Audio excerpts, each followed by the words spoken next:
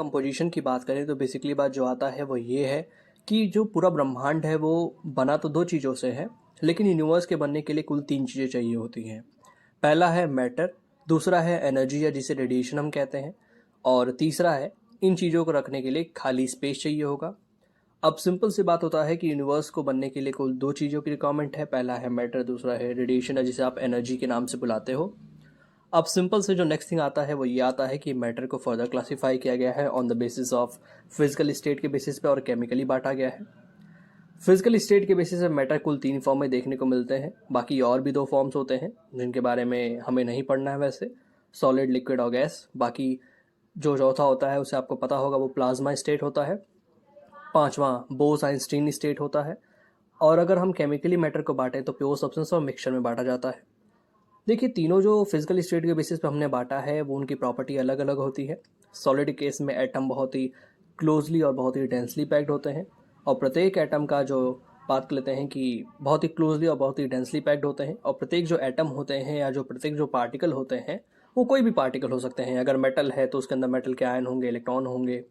अगर वो आयनिक पार्टिकल हैं तो कैटायन और एनायन होंगे। अगर वो कोवेलेंट और नेटवर्क सॉलिड होगा तो ऐसे केस में वहाँ पे एटम हमारे होंगे। तो कहने का मतलब होगा कि नेचर ऑफ पार्टिकल अलग अलग हो सकते हैं, लेकिन हर एक पार्टिकल जो होगा उसके पास मोशन करने की केवल एक ही फ्रीडम होगी, वो अपने पोजीशन पे ऑसिलेट करेगा या वाइब्रेट करेगा।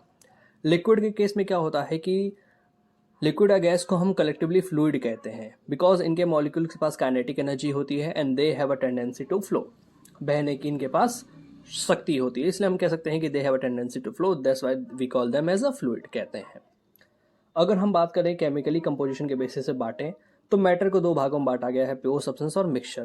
प्योर सब्सटेंस वो होता है जिसकी अपनी पर्टिकुलर कोई आइडेंटिटी होती है, मतलब हमारे कहने मात्र से ही हमें पता चल जाए कि हम किसके बारे में बात कर रहे हैं, उसे हम प्योर सब्सटेंस कह सकते हैं।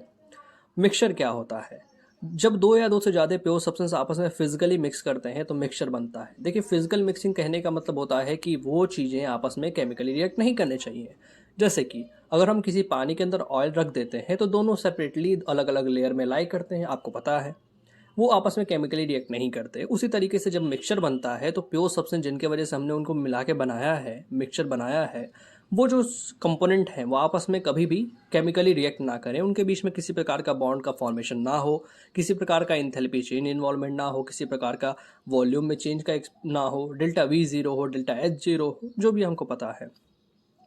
मिक्सचर दो प्रकार के होते हैं, होमोजीनियस और हेटरोजीनियस।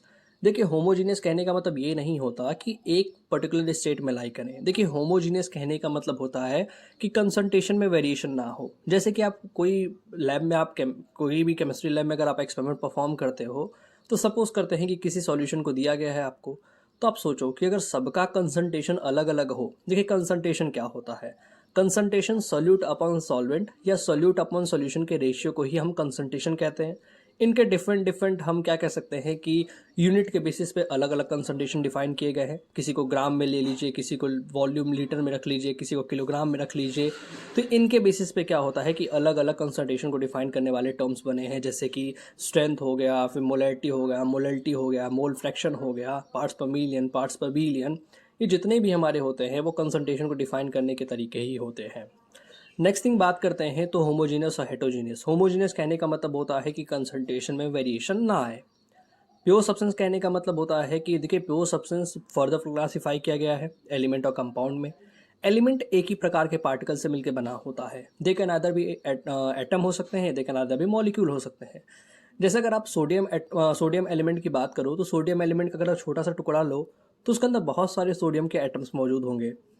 और अगर हम हाइड्रोजन एलिमेंट की बात करें तो अगर आप हाइड्रोजन एलिमेंट ढूंढने जाओ तो हाइड्रोजन एलिमेंट में आपको क्या मिलेगा? हाइड्रोजन के मॉलिक्यूल्स मिलेंगे, क्योंकि उसका हाइड्रोजन एटम के फॉर्म में तो आपको मिलेगा नहीं, वो कंबाइंड फॉर्म में ही मिलेगा। वो स्टेबल फॉर्म उसका होता है। वो अपने डपलेट को मतलब है कि क्या करता है कि पूरा करता है, कह सकते हैं कि डपलेट फॉर्म करता है। ठीक है, तो ये बातें नहीं। अगर हम एटम की बात करें तो ये हम कह सकते हैं कि मैटर का सबसे सिंपलेस्ट यूनिट होता है।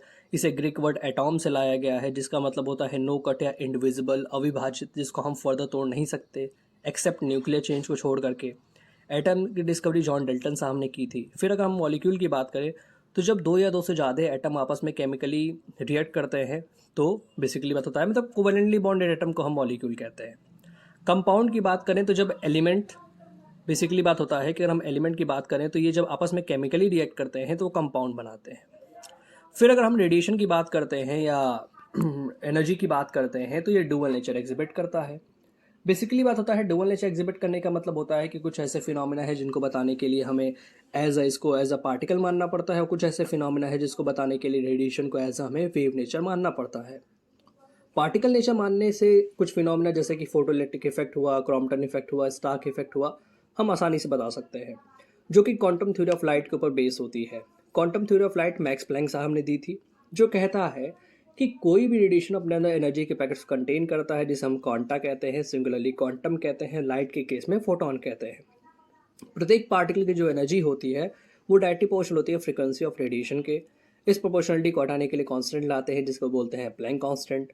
यानी किसी भी पार्टिकल की जो एनर्जी होती है वो क्या होती है, वो इंटीग्रल मल्टीपल होती है एच न्यू के। इसे बोलते हैं क्वांटाइजेशन ऑफ एनर्जी। फिर नेक्स्ट बात करते हैं वेव नेचर के थ्रू हम कुछ फिनोमेना एक्सप्लेन कर सकते हैं, जैसे कि इंटरफेरेंस है, डिफ्रैक्शन है, पोलराइजेशन है, और कुछ ऐसे फिनोमेना है जिनको हम दोनों की सहायता से एक्सप्लेन कर सकते हैं, जैसे कि आप जब रे ऑप्टिक्स हो चाहे वेव ऑप्टिक्स हो, दोनों में ही आप रिफ्लेक्शन पढ़ते हो, रिफ्रैक्शन पढ़ते हो, रेक्टिलिनियर प्रोपगेशन पढ़ते हो, तो ये कॉमन फिनोमेना है जिनको आप दोनों के थ्रू एक्सप्लेन कर सकते हो। तो फिर ये सवाल उठा कि अगर यूनिवर्स हमारा दो चीज़ों से मिलकर बना है और रेडिएशन हमारा अगर डुअल नेचर एग्जिबिट कर रहा है तो मैटर को भी डुअल नेचर शो करना चाहिए। मैटर तो चूंकि पार्टिकल की तरह बिहेव करता है, लेकिन मैटर वेव नेचर भी शो करता है। इसको प्रूव किया डी ब्रॉय साहब ने। डी ब्रॉय साहब कहते हैं कि जब भी कोई मैटर मूव करता है तो उसके साथ एक वेव एसोसिएट होती है, जिसे हम मैटर वेव या डी ब्रॉय वेव के नाम से बुलाते हैं, और जिसके लिए लेमडा जो होता है वो h/mv या h/p के बराबर होता है, जिसे डी ब्रॉय वेव या मैटर वेव के नाम से बुलाते हैं। Thank you. ये रहा बेसिक सा क्लासिफिकेशन। ये थोड़ा स्पीड में होगा तो इसको थोड़ा धीरे करके आप समझ लीजिएगा। ये एग्जैक्ट पॉइंट है, इससे ज़्यादा कुछ नहीं है। Thank you.